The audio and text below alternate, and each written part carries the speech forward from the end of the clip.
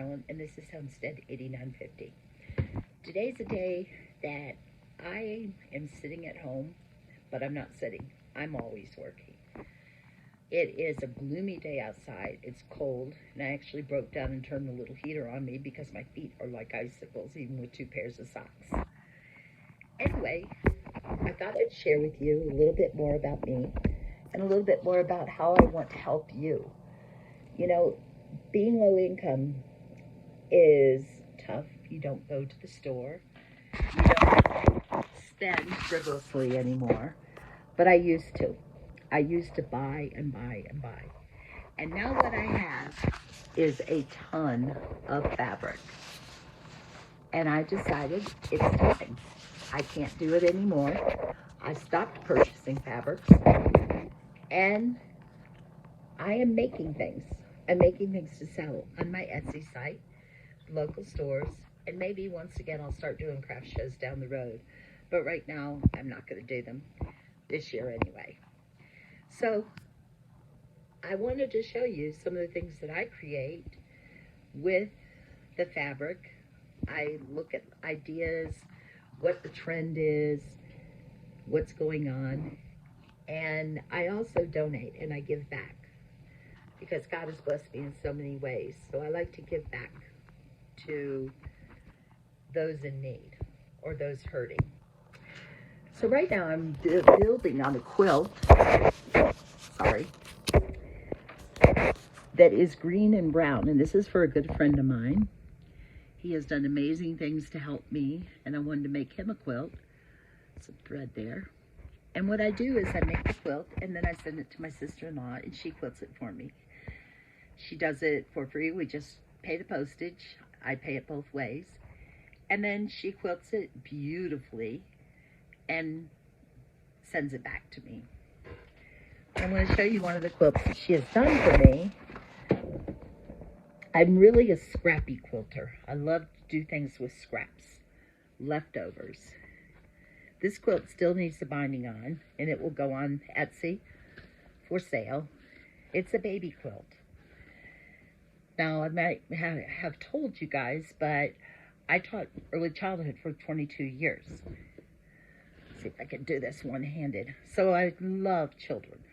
I love watching their creativity, watching them explore their little minds and how they do things and all of that. So this is the quilt, and you can see that it is a 9-patch. My sister-in-law, you can see the beautiful quilting that she did, stipple quilting.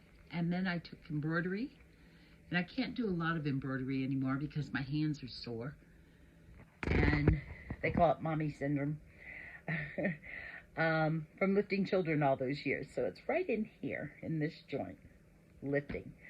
That's okay, though. I wouldn't have traded it for anything in the world, what I did with my career. So over here, you see I tried to get organized a little bit with my fabrics. It's happening, but over here, I still have a big mess and a lot of patterns. This over here is all the things I've started, and I need to finish. I need to get these wine bottles covers on Etsy. I just haven't done it yet. And over here, I make the 18-inch doll clothes. I just need to embellish these and make some hair bows to go with them, and then I can put them in the shop that I work at for sale. So this is a little bit about me, more, and how I'm trying to make ends meet as almost a senior citizen. I will turn 65 at the end of October. Trying to face that head on. Usually had a husband to figure everything out, and this time I have to figure things out. Being a widow is tough. It hurts your heart in many different stages. Grief comes. Some days you're absolutely fine, and other days one little thing can happen. In the beginning, I walked into Hobby Lobby, and Al and I had been in there before he passed. And I went down the aisle and I just started crying. It was the same pictures that were there 2 weeks earlier, and he was alive. You gotta just take it one day at a time. I know that's so hard to say. I'm going on 9 years of being a widow right now. And what I have done is I take it one day at a time. There are days when I just talk to him, and that's okay. I never experienced anger, but it's okay if you do experience anger. You do experience why me, why him. Being a widow is tough, but there's a reason that you're still here. Maybe it's me working part time at a resale store. Definitely, my move to Colorado helped me a lot from Illinois. I wasn't reminded of constant memories of him. That was just part of my journey, but each person's journey is different. I highly recommend you go through a program that is Christian based called Grief Support.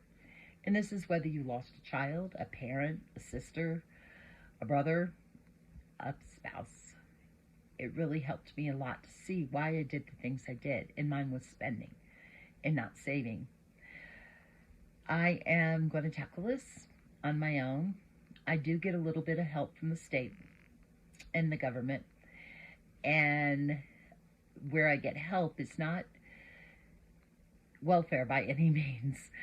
I get his Social Security, and I work.